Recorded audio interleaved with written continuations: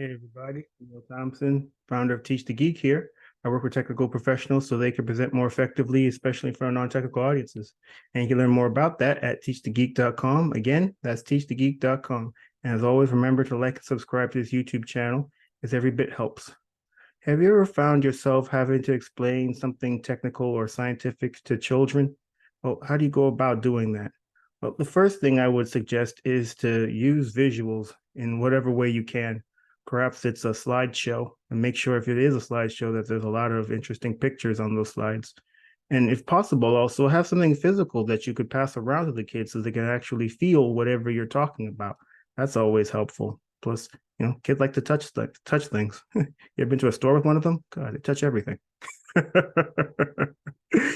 Number two, if at all possible, do a demo. I mean, if there is if the topic that you're talking about or the concept you're talking about lends itself to doing something physical, maybe an experiment or just showing how whatever you're talking about works, do that. I mean, kids will definitely, in addition to passing around whatever the tangible object or item that you have, if you can demo its use, that will also be helpful. Like, it certainly will help in keeping kids engaged in what you're talking about.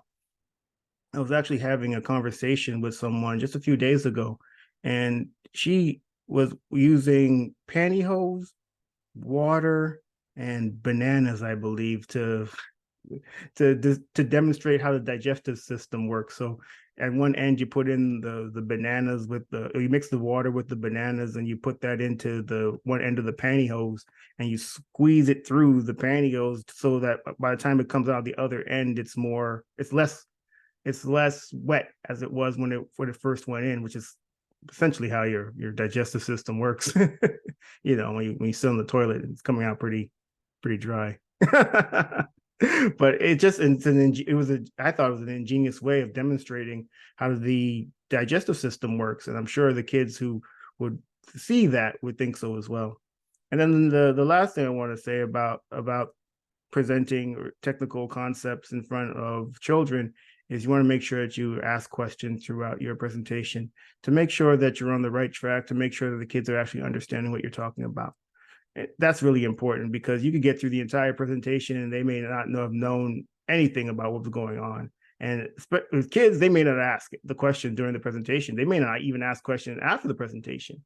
I mean, sometimes adults won't do that, but kids, it's even more likely that they won't. So it's really helpful to ask questions throughout just to make sure that they know what's going on and that you're going down the right direction, and just making sure that whatever you're talking about is tailored to what they know. You don't want to make those type of assumptions. So those are the three tips I would have to talk technical with kids. One, make it visual. Have slides if possible. Have the tangible item that you can pass around if possible. Number two, you demo something if possible. Kids like to see how and explain how things work. And if you're doing that with a demo, I think that could really help with keeping kids' attention. And then three, make sure that you ask questions to make sure that you're on the right track, to make sure that the kids are actually understanding what you're saying. And don't wait until the end, because they may not even, they wouldn't have been able to follow what you had talked about during the presentation, that by the end of it, they had checked out, ages ago. Hopefully this is helpful. Again, my name is Neil Thompson. I'm the founder of Teach the Geek. I work with technical professionals so they can present more effectively, especially in front of non-technical audiences. And you can learn more about that at teachthegeek.com. Again, that's teachthegeek.com. And as always, remember to like and subscribe to this YouTube channel, as every bit helps. Thanks. Have a great day.